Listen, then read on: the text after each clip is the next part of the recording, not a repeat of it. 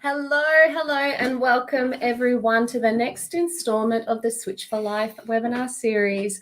I am Rochelle Weir, and I am joined by the infamous author of that book up there, and psychologist and behavioural economist Phil Slade. Today, over the next 45 minutes, we are going to be talking about having difficult conversations. So we'll be interested to explore why exactly are they so difficult to have? And we're going to unpack them to understand what are the different types of conversations that you can have. We're going to introduce this great model called the Oxford Conversation to help build some confidence and how to have some of these tricky conversations, as well as take you through a really easy to remember process that'll get you through whatever that difficult conversation may be. So, Phil, let's start from the beginning. Why are these conversations so difficult?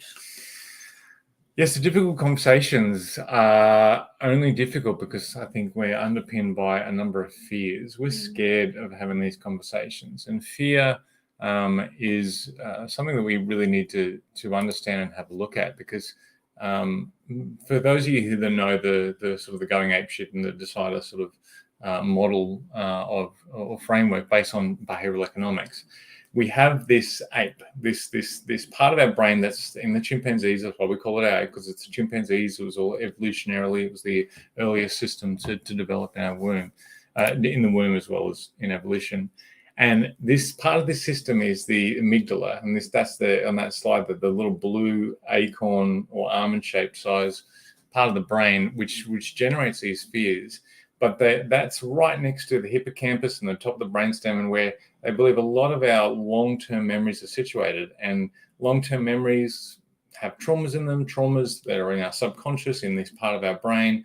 We then consciously trigger our fear, fight, or flight mechanism, and we run away, or we fight, or we do something. So we lose our sort of ability to be able to control our ape in that sense. And so because of the fear that's generated, we think fear means danger, and danger means a whole lot of things for us. Where's my next button? Here we go. Here, a good way to think about this, we think, is the hand brain, and we've done this before. Put your hand up, a thumb here, this becomes your little amygdala. It's like your automatic first system. It's like your ape.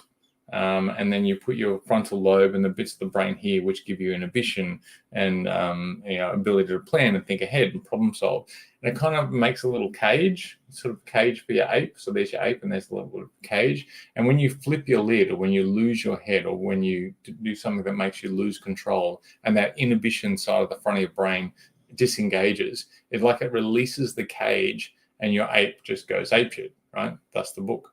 So that what we're trying to do here with difficult conversations, they become hard because your ape gets scared, and the ape is actually driving a lot of the conversations. But what is your ape actually scared of? This is kind of a cool thing, right? So these are the 6 big fears. These are the things that your ape is freaking out about. The first one's conflict. We just straight up fear conflict. We've had experiences in the past often, or we hear stories about how conflict, has gone bad. We see conflict if we look at a group, so it might be a work context or family or a relationship of some description. If there's conflict, it's almost seen as weakness. And we sort of want everything to be harmonious and together. And so conflict says weakness, and if we're weak, we're unlikely to win. So we're scared of conflict. That's the first thing, and we need to overcome that fear. The thing is, we go, well, what happens if this difficult conversation is going to ostracize me from the group? And ostracism is a real thing. Now, probably because we're herd animals, right? So the person that's like ostracized, or the straggler, or the weak one, is more open to prey, so being attacked by lions or tigers and things like that. So we don't like ostracism, and our brain is actually wired to see ostracism as a painful threat. So when they put fMRIs around people and they do little experiments to make them feel ostracized, their brain lights up in exactly the same way as if you were physically hurting them. So even though it's not a physical hurt, the brain doesn't register the difference. It just hurts. And so we don't want to be ostracized, so we work way, we want to do things so we don't get ostracized. No one likes to be left out. No one likes to be left out. No one likes to fail. Failure. We know that there's a lot of talk about failure, and failure in business. We often try to talk about it as it's just what you do. So like a bus stop on the journey to success is what we often say. But failure, particularly in Australia, is often seen as an indicator that something's wrong. And so a difficult conversation is almost like admitting that there's a failure, and we don't like failures. We feel failure, we feel embarrassed, and we don't like to feel embarrassed, for a whole host, a number of reasons.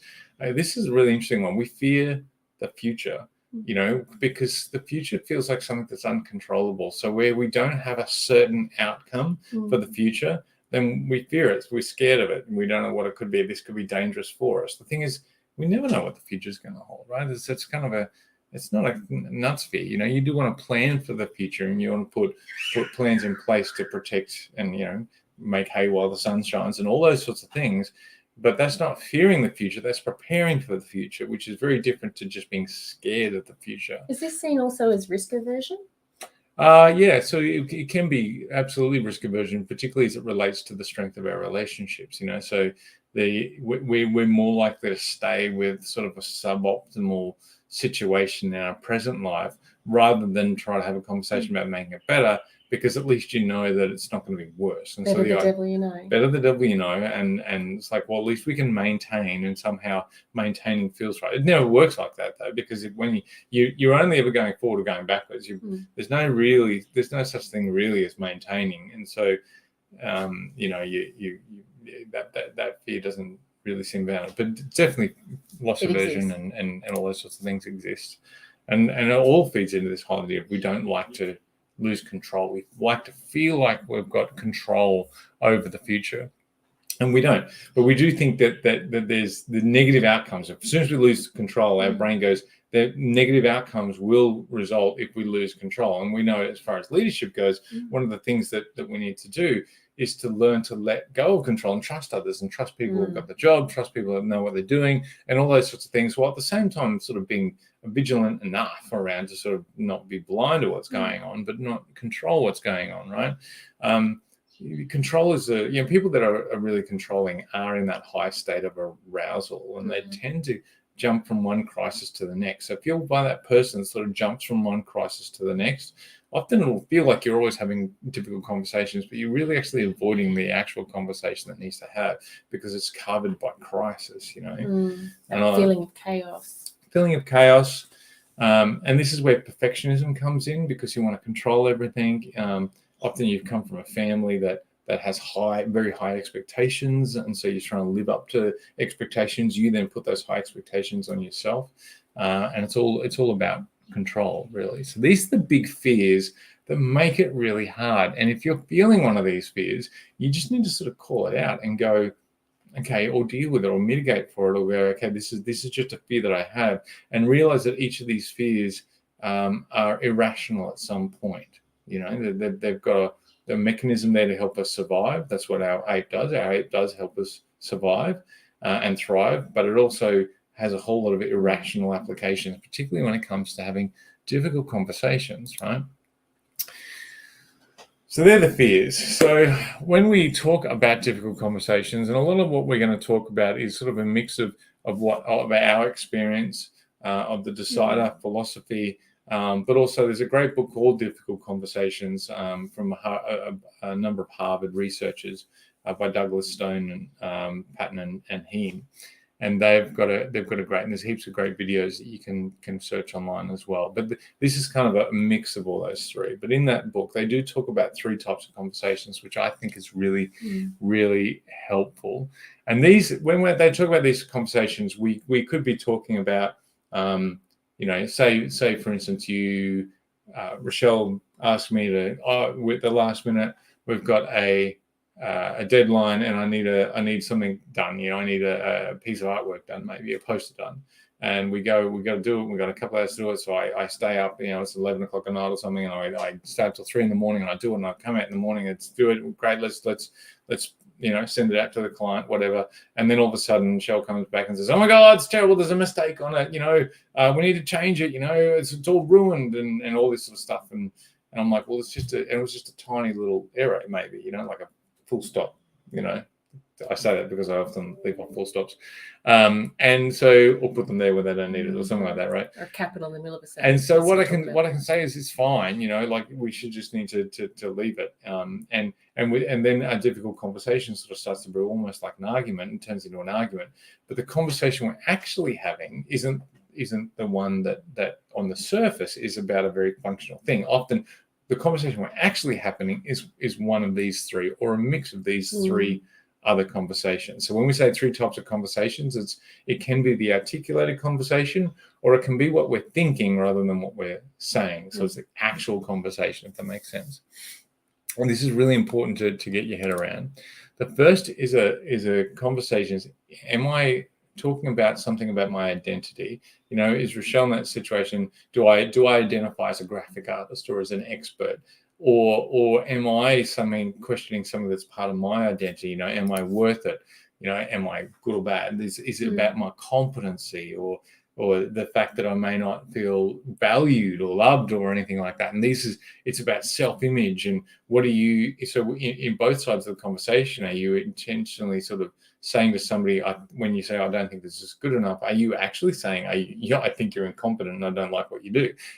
These are the conversations. Your work is not good enough. You're not good enough. Exactly. And sometimes when you're managing somebody who over time you just lose faith and trust in them, you are actually saying you're incompetent by saying something else, right? And so they pick that up and then it's all a bit crazy. But it can be either way. It can be either intended or perceived. Absolutely. That both of these go both ways.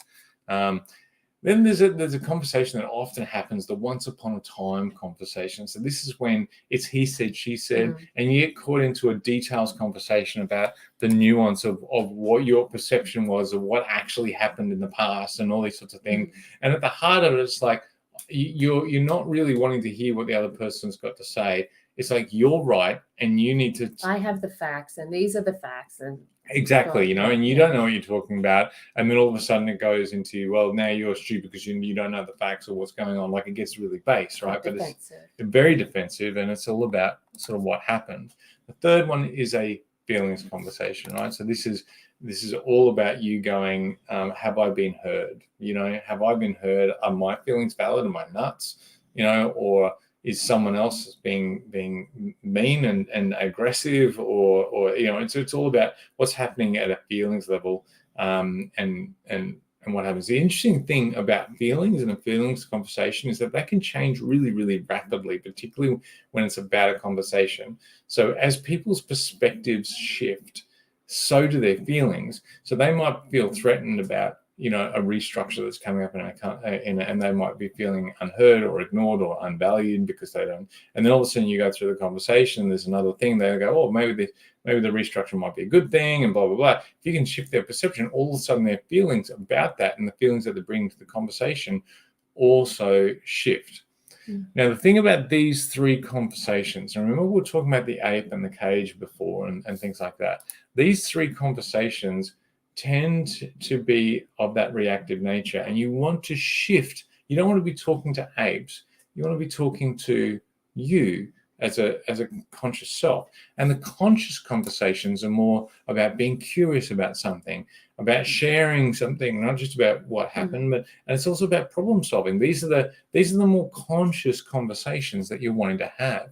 The thing is, you can't have a conscious sort of conversation if you ignore the ape. The ape has to feel heard. So there's a trick in these conversations about identifying and allowing the person, particularly if you're in the high power situation or you're delivering inconvenient information to someone else, you have to let them articulate what it's feeling, what is it, their identity, and sort of pull apart these things. And we're going to go through a process about how to do that and when to do that in the conversation. But even if you're in the low power differential, we think about when you're asking for something or you're going to have an inconvenient conversation with the superior, you need to be able to address these areas if need be and think them through. And it's not just your own ape reactions, it's about the other person's and being empathetic towards that. Correct. And it's not about getting stuck here. This is about just with these conversations, it's about whether it be the identity or the what happened,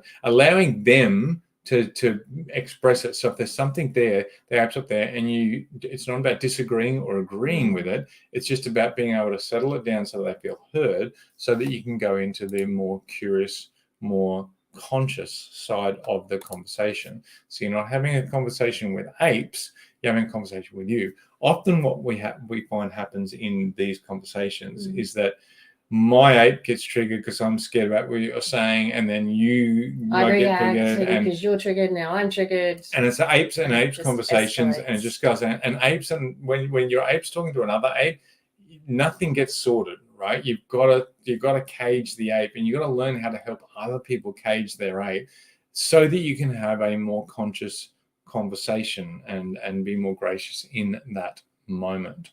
So one conversation, you know something about, and I'm going to go back to it, all these, the curious sharing and the problem solving conversation, they all tend to be learning conversations. We group them as learning conversation.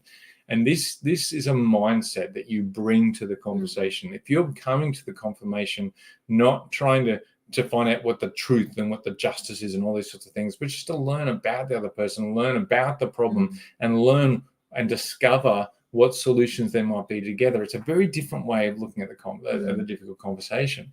And difficult conversations become much easier if you come with a learning mindset to the conversation. So listen to understand, not just cue to speak. Absolutely, right? This is questions rather than information, right? This is how can you, and if you feel your ape busting out of your cage, often it's about ask a question.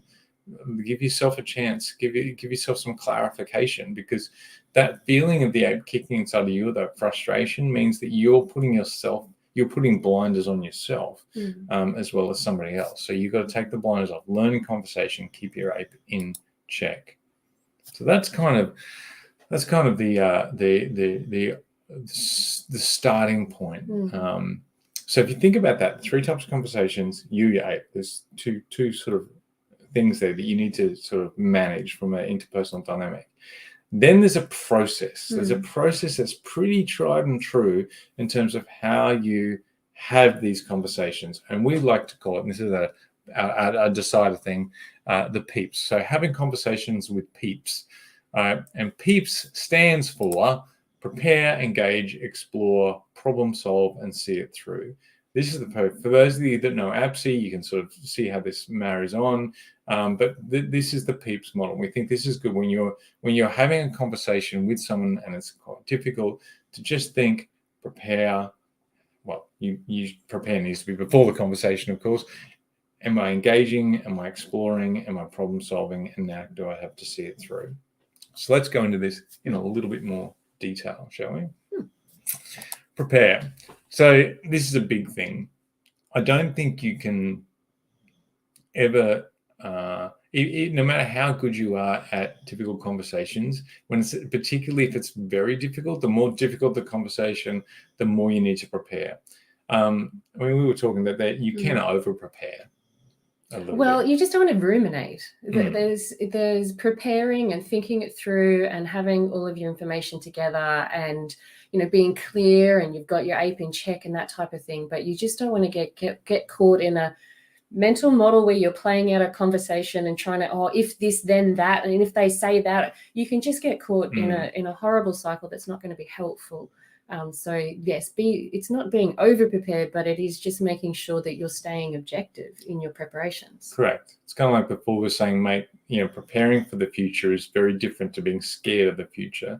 And ruminating is about being scared of the future. This is about preparing for the future. So it's about what's the conversation that you need to have, but also think about it from their point of view. You've got to put yourself in their shoes, or if there's multiple people in the conversation, actively just put yourself in their place to go, what if I was in their shoes, what would I think? Try to figure it out from their point of view.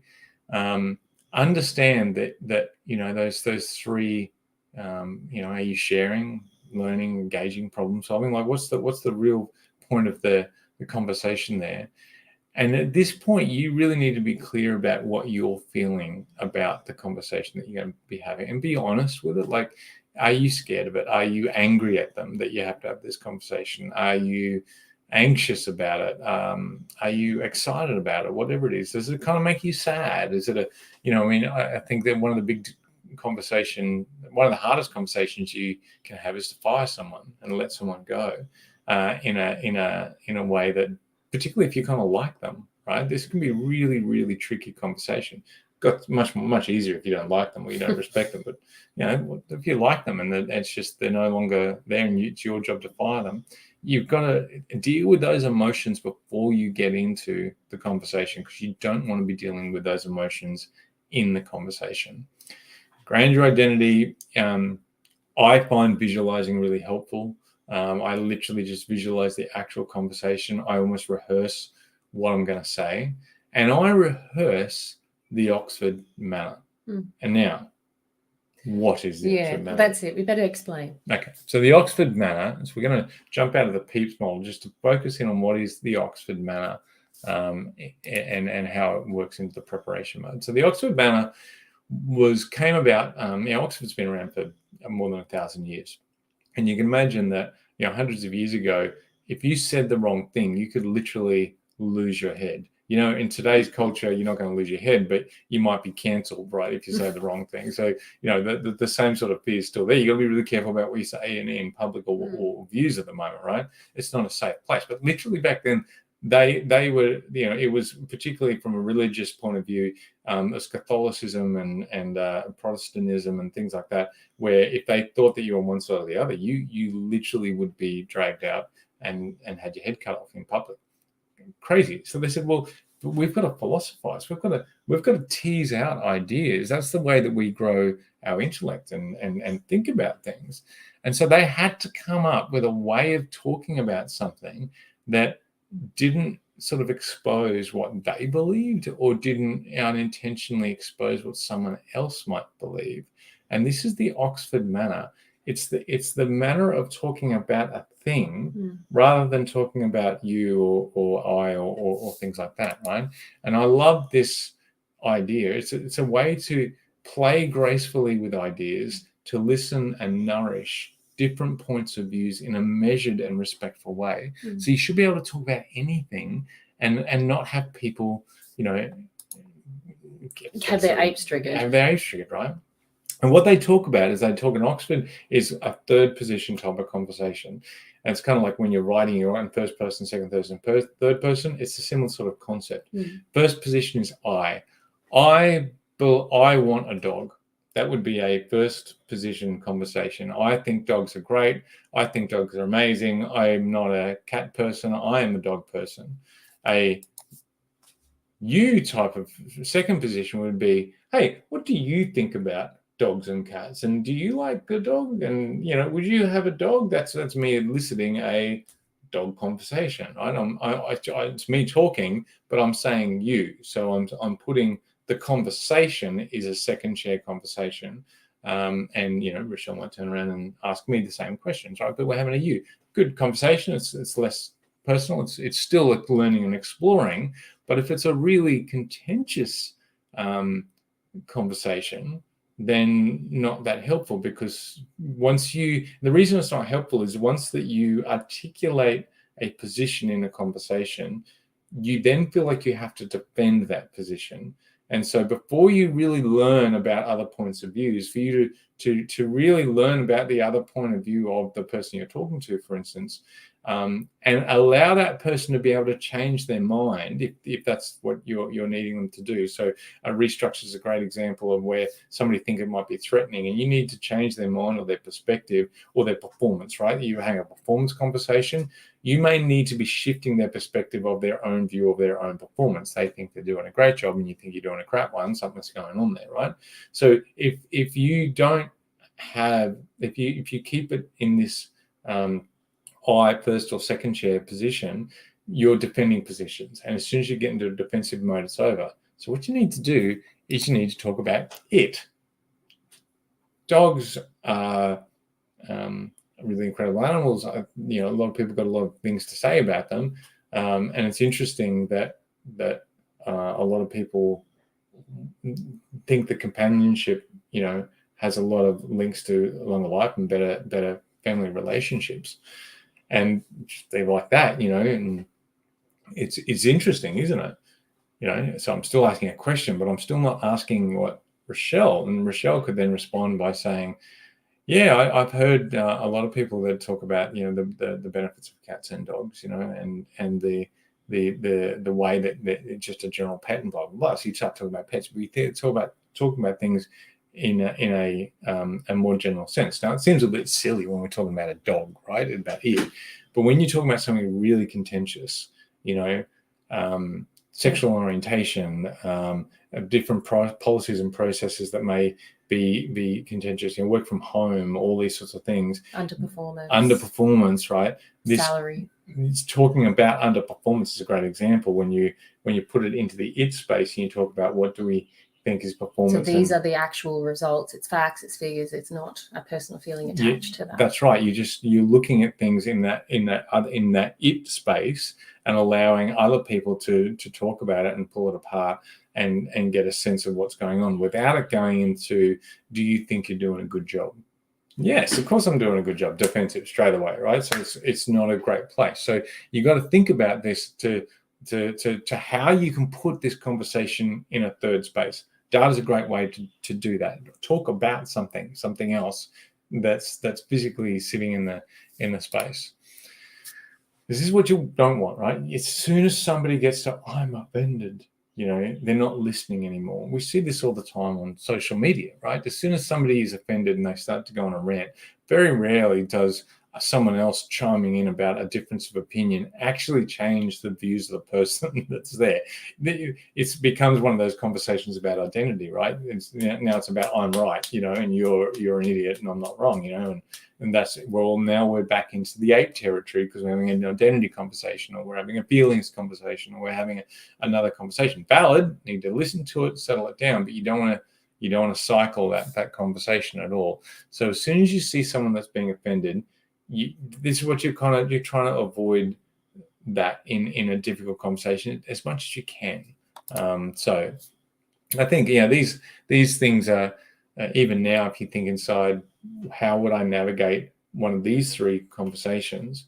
We've sort of talked about all three already, and practicing it so you never say I this or I that, or and what do you think or what do you believe, and at the same time manage your own ape.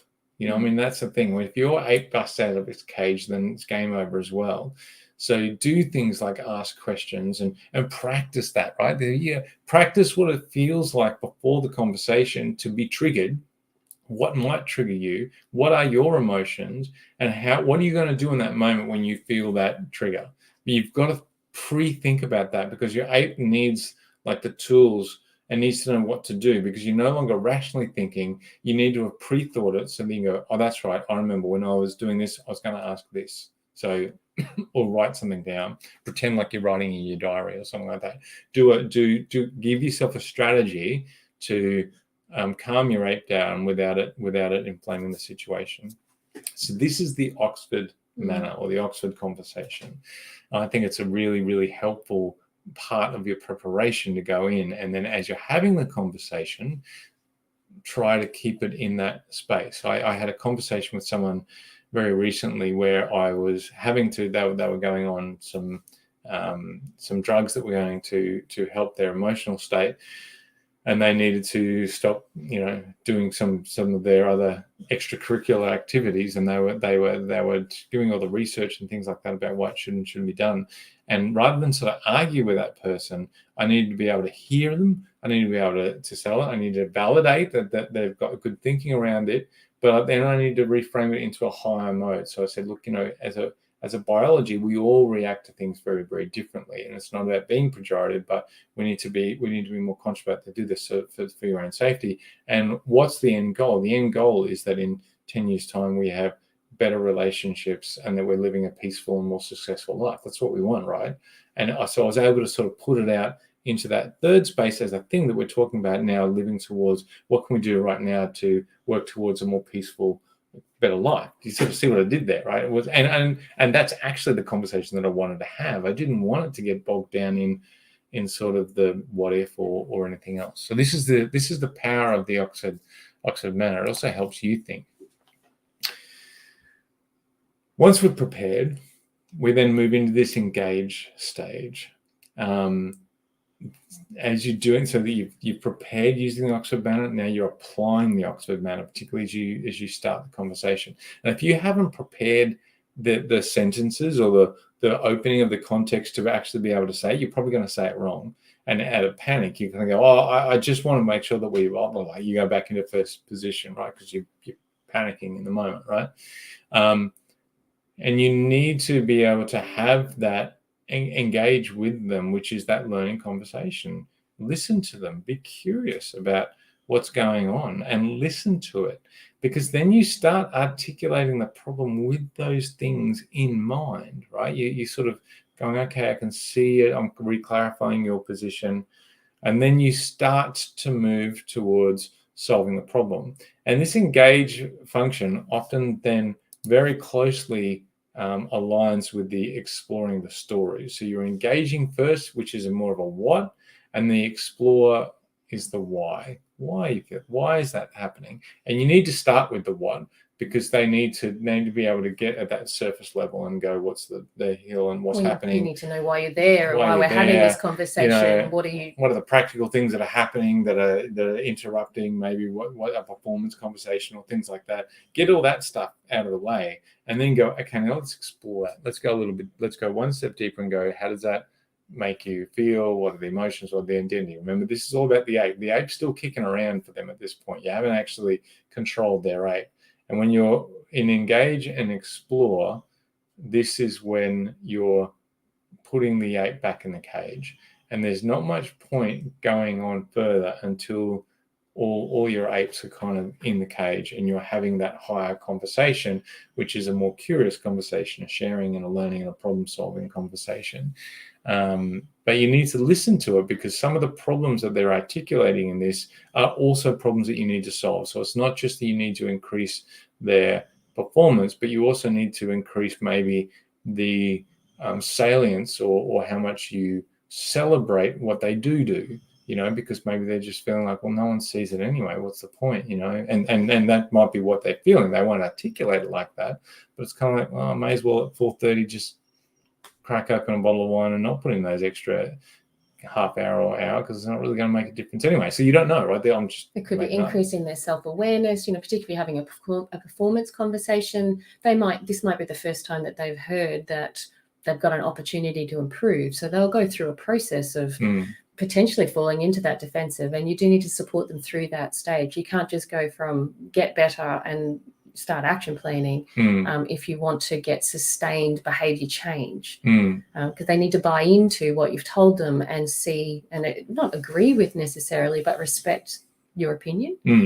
So this is where being able to be objective about it through the Oxford Manor positioning and being able to articulate from a place that's not emotive. So you're trying to get here without triggering the apes, and so that you can get through this explore stage very quickly, but respect that if they need to go there, then to your point, if they get triggered, you might respond, and you both might have to wade through this together before you can close out and get to where you need to. Yeah. And what's interesting, like if you're in a low power position or in a position where you're having a conversation with a group of people where it might not be appropriate to go into that why a little bit, a way to do it is to just articulate what you think that they're feeling about this conversation. So, in the sense that you might be asked and trying to negotiate for a better pay rise or better conditions, you go, I understand that me asking this or even coming to you with this problem to solve, because you might not have talked about it as the Oxford Manor, it might be more about equity of distribution of being, I don't know, whatever that Oxford conversation is, distribution of gender equality. It could be anything like that, a higher order of thing, and they're so that's what you're talking about. And then you go, I understand that this conversation often makes people feel really uncomfortable, and it could be you got some problems because I understand that doing something in my instance is going to maybe create some other issues for you externally, and I'm really keen to explore what that is so that we can make sure that we're solving it together. Or if you've articulated an emotion, you can then just ask them, is that right? Like, it's a qualifier. Am I on the right track? And you sort of see them, you wanting to connect with them, you wanting to make sure that this is an argument, and the winner of this argument is going to, because in an argument there are winners and losers. What you want to do here is to make sure that we're both standing, looking at the problem, trying to solve the problem, and understanding the problem that's actually trying to be solved. So this is all about getting to that understanding stage. So you've prepared, you've engaged, you've explored, and now you're ready to problem solve. And this is what people go straight to let's just solve the problem. And we've both done this, right? We've both had difficult conversations where it's like, you just need to clean up after yourself better, right? Stop putting full stops where they shouldn't be. Exactly, right? And we just go straight to the end. And when you're in a good relationship, it doesn't matter, right? Because it's not a difficult conversation. We've got enough rapport and trust and exactly, and so you can just jump in there. But when you don't have that rapport and it is a difficult conversation, you can't do that. So don't expect that to be okay, because then apes are running the show, offended, and you got passive aggressive behaviors and all sorts of things start to happen, right? So you've got to be really, really sensitive to this. Prepare, engage, and explore, and then you can move into problem solve. Once you feel like you've actually got an idea of the problems for each of the individual actors or the people in the conversation that needs to be solved, then you can go, okay, what ideas? Let's ideate. Let's where's a win-win here for us all, and agree on a pathway forwards. Giving something back is really interesting. So if you're thinking about needing to, so for instance, we had a lot of conversations with an institution that we were consulting with. And every year, this institution had expected a bonus to be paid. And so people had sort of gotten into the habit, like, yeah, I'm being paid, this is my pay, but I expect a bonus. And so people were almost budgeting for that bonus because it was so predictable, and they'd had it for 15, 20 years. So why wouldn't you get one this year? The results, COVID, GFC, all sorts of things meant that the profit just wasn't there. And managers were needing to have conversations with their employees to say, hey, you're not getting your bonus, but it's got nothing to do with the fact that we don't value or you're not doing a good job. The company just doesn't have it to distribute this year. Now, that can be a really problematic conversation, a difficult conversation, particularly if you're dealing with people that already are a bit on the edge and don't feel valued and are just going to flip out. And what they didn't realize is that a lot of the times it wasn't just about the people that you were talking to, but they've got partners at home that are also doing budgets and are also impacted by this. And they're going, how am I going to now tell, the person at home who's always in my ear saying that they never respect you, they never pay you enough, and now this just confirms that. And, is your manager also getting a pay cut, and all that sort of stuff. That's the conversation. And they're like, what's going on? And people just start flipping out. But what we found was that by doing this and walking people through this difficult conversation, but also having something in the kitty that you can give back. So you might be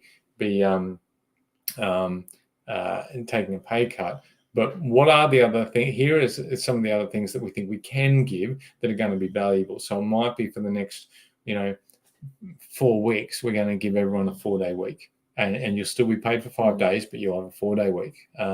It's giving something back where appropriate. It could be, in the firing, we're going to need to let you go, but I've already done like a 3-page reference. It's going to make it easy if you didn't get that job, and I'm here to solve your problem, also of your employment, as not just my problem, which is we have to let you go from our company.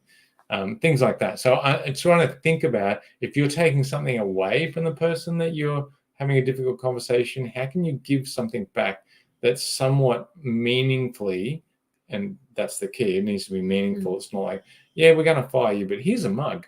That's not going to work, right? It meaningfully gives back. It's a very powerful negotiation strategy as well, in terms of, again, making sure that people keep their apes in check. So yeah, this is the problem solve. The next thing is to see it through. So it's really when you're doing problem solving, and you often will agree to things, and because you're trying to be harmonious in that moment, potentially you might go, oh yeah, and we could do this and we could do that. But being able to be actually clear about next steps is really important. Like, it's taken a lot of sometimes bravery to have these kinds of conversations. So it'd be a shame not to see the outcome delivered. So making sure that you can back it up in an email or a follow-up conversation, and just be clear about, like, articulate explicitly what's going to happen and when. So, next steps, I was going to have this conversation, and I've confirmed that we're going to do this and send you your reference letter, whatever it is, so that if they are triggered in the moment, they may not retain that information either. So being able to circle back when they've got time to digest and go, okay, now I understand what happened, I've reflected on it. And it's you as well as them should be reflecting not just on how did that conversation go and how can I deliver that type of experience differently, but what can I do differently to improve the relationship, the way that we communicate? How do we start to build that level of rapport so that we can be a bit more familiar and these aren't as uncomfortable next time, particularly if you're a leader trying to build rapport with an employee that you might have to have performance conversations with. And before, and if do what you say. And so if you say you're going to do something, make sure you actually do it. So it's nothing breaks trust than breaking promises. So make sure that those agreed actions actually happen. As I say, it'll set you up for success if you have to continue to have these types of conversations with particular people, because they'll know that if you say that you're going to help, you do, and you will.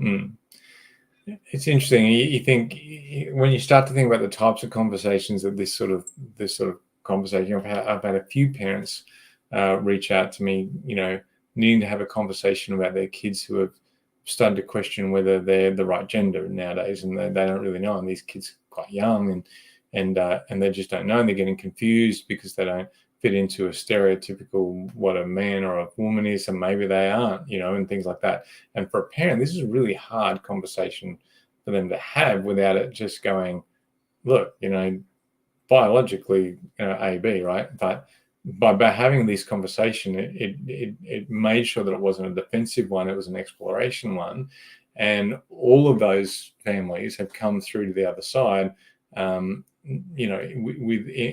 a much healthier state, and a much more consolidated, and the kids have come through feeling safe and happy, and not feeling like they're a mistake, and all those sorts of things, but because you were able to have this sort of difficult conversation. So it happens at work, it happens at home, happens in your relationships, happens with all sorts of things.